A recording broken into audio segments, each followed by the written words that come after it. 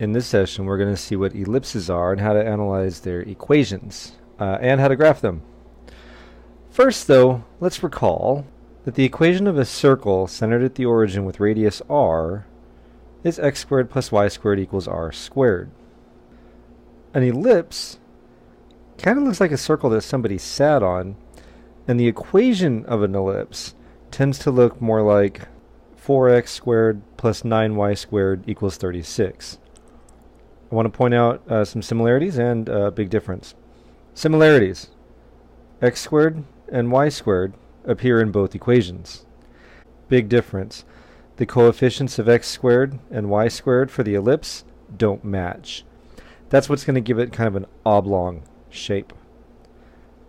It's not so easy to analyze a graph if the equation is in this form. So we tend to divide so that we end up with 1 on the right-hand side. In this case, what that means is dividing all terms on both sides by 36. The result in this case is x squared over 9 plus y squared over 4 is equal to 1. Let's see how we would graph something like this. So here I have a set of axes, and the way we're going to graph this is we're going to take the number that's under x squared and we're going to square root it. So this 9, we're going to turn it into a 3. Right? 9 is 3 squared. The 4, we're going to turn into a 2 squared. And so in this sense, what we're doing is we're looking at the equation of the ellipse in the form of x squared over 3 squared plus y squared over 2 squared is equal to 1. What we're going to do with these numbers is, in the x direction, we're going to take that 3 squared and use that to indicate to us that we're going to put a dot from the center, which is at 0, 0, 3 units to the left and 3 units to the right of the center. And then we're going to take the number under y squared, that 2 squared, we're going to let that indicate to us that in the y direction we're going to move 2 units up from that center and 2 units down from that center. And this is what's going to kind of bound our ellipse, which, as I said, tends to look like a circle that somebody sat on. And so we have this kind of ovally shape. It's not the easiest thing to draw, but from the center, this ellipse goes 3 units to the right and 3 units to the left. That's x squared over 3 squared. And then 2 units up and 2 units down. That's from our y squared over 2 squared. And there are some characteristics of this graph that we can identify. One is the distance all the way across, in this case 6, is the length of the major axis. The distance in this case from top to bottom, being the smaller of the two measurements, is the length of the minor axis. At the ends of the major axis, we have our vertices. And there's more, but I don't want to overwhelm you right now. You might be wondering what would have happened if the number under y squared was bigger than the number under x squared. And I don't really mean the numbers. What I mean is the square roots of those numbers. In other words, we have 9, which led us to think about 3 squared. We had 4, which led us to think about 2 squared. But what if the relative sizes of those numbers were switched? Well, then we'd end up with an ellipse that looks like a football on its end rather than a football on its side. Generally, what we have is an equation that looks like x squared over a squared plus y squared over b squared is equal to 1.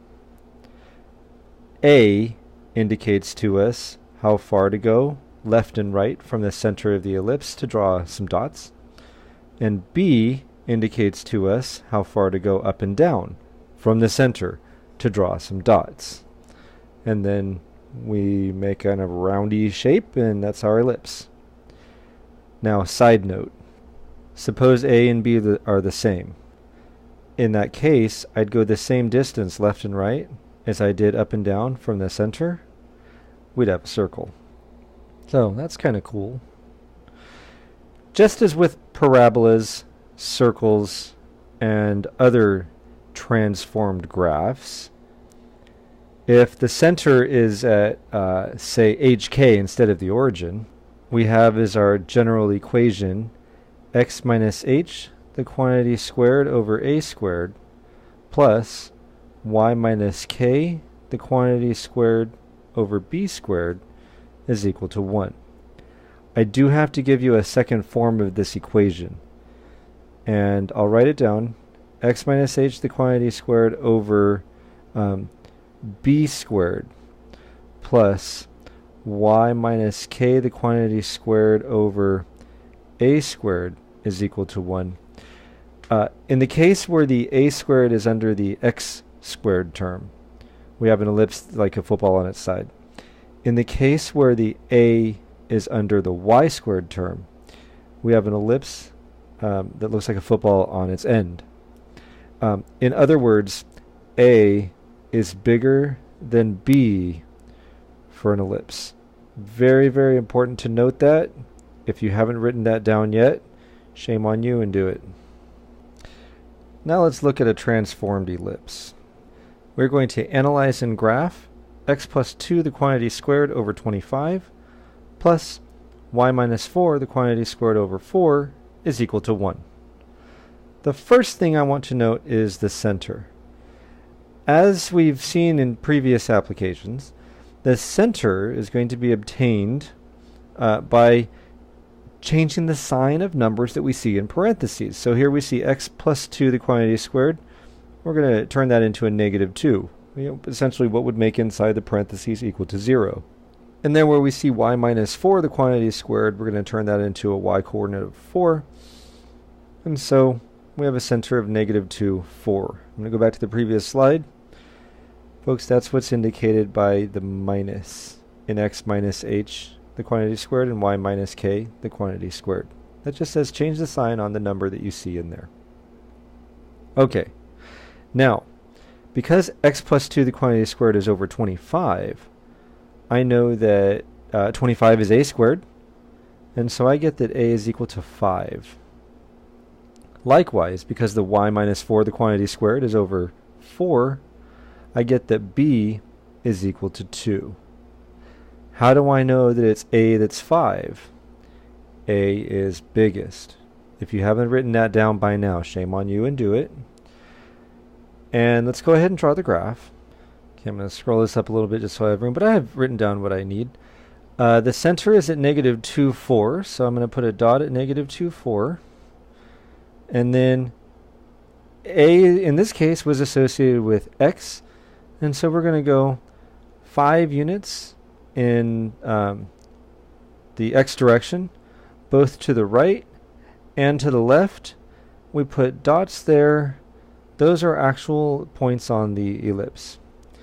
And then b is associated with y, and so we're going to go, and b is 2 units up and 2 units down. We're going to put dots there. Now we've put these dots to indicate where we're going to draw, how we're going to draw our ellipse. An ellipse only has 2 vertices. Okay, they're at the endpoints of the major axis. A lot of people like to say, hey, the vertices there are 4 of them. No, there are only 2 of them, so don't do that. And then we're trying to draw an ovally shape. It's not going to be perfect, I understand, but give it a decent shot. Mine tend to look like Hey Arnold's head, or Stewie. What you're kind of after, and it might help to draw it, is at the top and the bottom, it goes like flat. And it also goes kind of, well, it's supposed to kind of go flat at the ends of the football, if you will. So we have those, and that's our ellipse.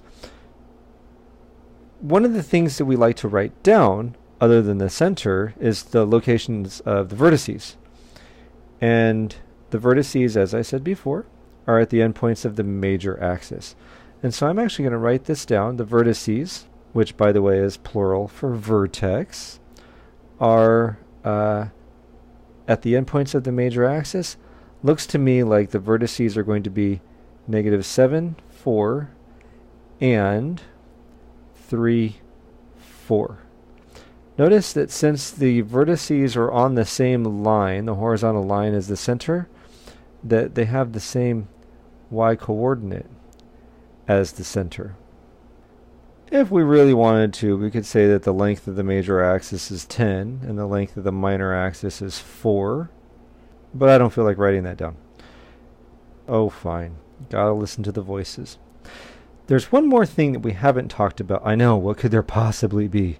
There's one more thing that we haven't talked about, and it's that an ellipse has two focuses, but we don't call them focuses when they're plural. We call them foci. And the foci are usually close to the ends of the major axis, but they're on the major axis. They're at a distance that we identify as c units away from the center.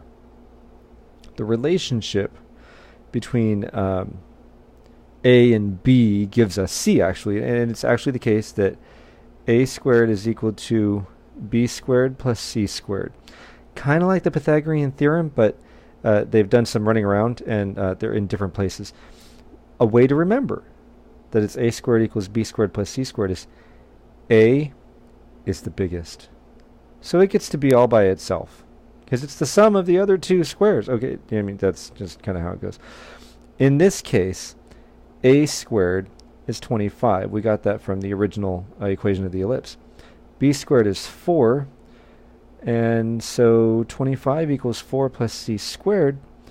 Quick little algebra tells me that C is equal to the square root of 21. And we don't throw in plus or minus because we're talking about distances which are positive. And so what we can say here is that the foci are located, now again, since they're along the major axis, they're going to have the same y coordinate as the center. Now I didn't leave myself enough room. We're going to say that the foci, now from -2, right, because that's where our center was, -2, 4.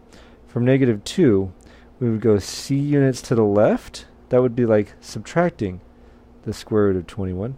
And then C units to the right, and that would be like adding the square root of 21. And so the way we're going to write that is we're going to say it's -2 plus or minus the square root of 21, comma, 4. Notice it says foci, that's plural. The plus or minus is what indicates that it's two different points. When I ask you to analyze and graph an ellipse, generally I'm going to be asking for the vertices, the foci, the center, and the graph. I may or may not ask you for the length of the major axis and the length of the minor axis. At this point, you're responsible for the information, so make sure you know it. Now, just to bring this home a little bit further, I'd like for you now to analyze and graph x plus 2 the quantity squared over 4 plus y minus 4 the quantity squared over 25 is equal to 1. You'll of course note some similarities. You'll also note some differences. Go ahead and pause the video and work your way through this one. Okay, so I've jotted down some notes for myself, and one of them is actually incorrect. A is 5, B is 2, C is the square root of 21. Those, well, A and B, none of those changed, actually. The center is -2, 4. None of that changed. Let me go ahead and plot a point at the center and make it black. And what did change, though, is the orientation. See, A is still 5, but now it's associated with the y term. And so we're going to go 5 units up and then 5 units down from the center. That gives us a new location for our vertices, which we'll write down after I deal with the B part. The B is what, 2 units to the right, 2 units to the left, and then here we have the shape of an ellipse. And like I said, this one's more like a football that's on its end. I mean, this is the longest football you ever saw, but there we go. Not perfect, but pretty darn good. And the vertices are at the ends of the football, right? The ends of the major axis. Looks to me like those are going to be at the point -2, 9. and negative 2, negative 1. Sorry if the screen jumped just there. Technical difficulties. Anyway, since the vertices in the center are on the same vertical line, the x-coordinate is the same for all of them, right? So the center has an x-coordinate of negative 2, likewise the vertices. Now it's time to write down the location of the foci. The foci are going to be, now they're going to have that same x-coordinate of negative 2. And then they're going to go from the center, which has a y-coordinate of 4, up by the square root of 21, and down by the square root of 21, away from the center. And so we're going to say 4 plus or minus the square root of 21. So the foci are at negative 2, comma, 4 plus or minus the square root of 21. Suppose you want to know just where to put the dots for the foci. First, let me clear away some of this inside here. Bring back the center. Well, my calculator tells me that the square root of 21 is about 4.6. And so what I would actually do is from the center, go up an amount that's 4.6, about, and then down an amount that's about 4.6. And put those dots there. It's hard for me to nail that because my drawing isn't perfect. But there we go for our foci. And the, again, center, vertices, foci, and graph are what are meant in analyzing one of these equations. Now we're going to work our way backwards, and we're asked to find the equation of an ellipse with x-intercepts at negative 4, 0, and 4, 0, and with foci at negative 3, 0, and 3, 0. I'm going to draw a rough little sketch just so I can visualize what's going on here. Negative 4, 0, and 4, 0 are the vertices, or the x-intercepts. They're going to turn out to be the vertices. How do I know that? Because the foci are at negative 3, 0, and 3, 0, and I know that the vertices are on the same line as the foci. Incidentally, the center of the ellipse is going to be the midpoint between the two vertices. Okay, so since I know what the two vertices are, I can find the center. In this case, the center is the origin, so 0, 0. Since the x-intercepts are on the same line as the foci, as I said, I know that these are my vertices. I also know that my vertices are associated with the letter A. And so in this case, A is equal to 4. Also, that A is in the x direction. And so I know that I'm dealing with x squared over 4 squared. Because we've seen what the equation of an ellipse is, we know that that's going to be plus y squared over whatever b turns out to be squared, and then that's going to be equal to 1. We need to find the number to put under y squared. Now the foci are related to the letter C. And since from the center the foci are 3 units left and right, I know that C is equal to 3. If you recall, since A is the biggest, we have the relationship that A squared is equal to B squared plus C squared. Since A is 4, A squared is 16. And that's equal to B squared plus C squared, which is equal to 9. What that gives me is that B squared is equal to 7. We may be tempted to say, well, then B is the square root of 7. Well, that's true, and I would need that if I were graphing, but I don't need that. You see, what I need is B squared under y squared. So it's actually going to be the case that the equation of our ellipse here is x squared over 16 plus y squared over 7 is equal to 1.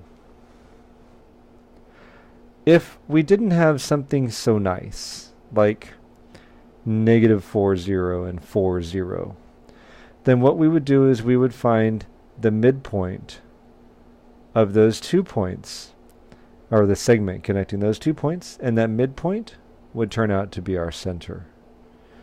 And then the rest of the analysis kind of goes the same way. The distance from the center to the focus is your C.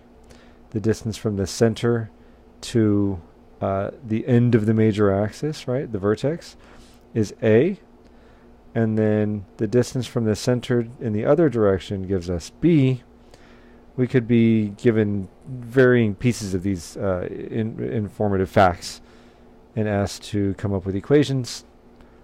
Hopefully you're able to work that through. Next, sketch the graph of the ellipse given by 9x squared minus 18x plus 4y squared plus 16y equals 11. And then give the center, foci, and vertices. That's about all I can ask for you for an ellipse. We're going to put this into the form that we like it to be in. Remember that form was x minus h, the quantity squared, over, I'll put a squared, but it could end up being b squared, plus y minus k, the quantity squared, over b squared is equal to 1. The most important thing to get right now is we have these quantities that are squared. And so we're going to have to complete the square on x and then complete the square on y. For this, I'm going to rewrite, leaving spaces. Okay, well I did that, but I actually need to factor the 9 out of the x terms, and I need to factor a 4 out of the y terms. So we're going to do so leaving parentheses, and when I factor 9 out of 9x squared minus 18x, I get x squared minus 2x. When I factor a 4 out of the terms containing y, that is 4y squared plus 16y, we get y squared plus 4y. Nothing changed on the right hand side, so I'm going to write down equals 11. And then inside of the x parentheses, since that middle coefficient is -2, or the linear coefficient I should say, cut that in half, square it, we get 1. But what did I really add? I really added 9. We have to change both sides in the same way, so I have to add 9 to the other side as well. For the y parentheses, cut 4 in half because we have a 4y, right? That linear coefficient. We get 2, we square that, that gives us 4, but what did we really add? We really added 16, right? So I need to add 16 to the right-hand side. Factoring on the left-hand side, simplifying on the right-hand side, we get 9 times the quantity of x minus 1 squared plus 4 times the quantity of y plus 2 squared is equal to 36. And this is starting to look like something we want it to look like. Now, notice that the form that we were looking at before had a 1 on the right-hand side. And so what I want to do now is, as we saw earlier, divide all 3 terms on both sides by 36. We're going to use whatever number would give us 1 on that right-hand side there. In this case, the result of this is going to be x minus 1, the quantity squared, over 4, plus y plus 2, the quantity squared, over 9, is equal to 1. From this, you can get the center, the vertices, and the foci. So center, vertices, and foci, and draw the graph. And I want you to do just that. Pause the video, flesh this out, and then come back. Okay, so the center is 1, -2. That comes from changing the signs of the stuff inside the parentheses. But for the rest of the stuff, I actually it's easier for me to just start drawing the thing, right? So I see it's x minus 1, the quantity squared, over 4. And 4 is 2 squared, so I should go 2 units to the left and to the right, right? That's in the x direction. And then I see that it's y plus 2, the quantity squared, over 9. 9 is 3 squared, and so I should go 3 units, 1, 2, 3 units up, and 3 units down, and that's in the y direction. Now that I've written those, or made those marks, Now I'm ready to write down what the vertices are. This makes it a little easier once I've nailed it down like that. 1, 1, and 1, -5, it looks like. And then for the foci, I'm going to just wait a minute. We're going to go ahead and draw the picture of this ellipse, which I never do well, but look, don't make it like sharp points on the ends. Make it roundy, right? Do the best you can. Give it the old college try, right? Now, for the foci, I know that a squared is equal to b squared plus c squared for an ellipse. Because what? A is biggest. Oh, that color usage might be confusing. Check it out. A squared is 9. I know that because it's bigger. B squared is 4. And then we need plus c squared. Folks, this is going to tell me that c squared is equal to 5, or that c is equal to the square root of 5. That square root of 5 is going to be added and subtracted from the y coordinate of the vertex. So we're looking at 1, -2 plus or minus the square root of 5. Now my calculator tells me that the square root of 5 is about 2.2, and the only reason I care about that is so that I can put little dots in a location that locations that are reasonably accurate for the foci. So we have our foci, little dots inside the curves. We have our vertices, which are at the endpoints of the major axis. And all of that stemmed from knowing where the center was, of course. So, center, vertices, foci, graph, good to go.